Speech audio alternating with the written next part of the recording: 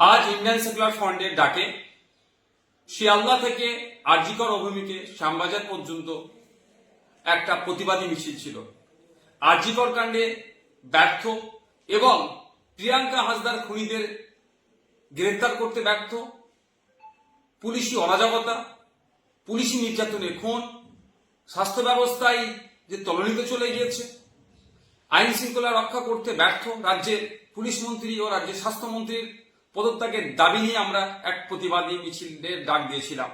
কিন্তু সকাল থেকে যেভাবে মুষলধারে কলকাতা শহর এবং শহরের আশপাশে বিভিন্ন জেলাতে বৃষ্টি হচ্ছে, ফলে যোগাযোগ ব্যবস্থা থেকে শুরু করে ট্রেনের যাতায়াতের সমস্যা হয়ে উঠছে, আমরা রাজ্য কমিটির পক্ষ থেকে আমরা বিবেচনা করলাম এই প্রাকৃতিক দুর্যোগের কারণে আমরা আমাদের এই আজকের শিয়ালদা থেকে আরজিকর অভিমুখে যে প্রতিবাদী মিছিলটা ছিল সেটাকে আমরা স্থগিত করলাম। অতি শীঘ্রই পরবর্তী তারিখ আপনাদের জানিয়ে দেওয়া হবে।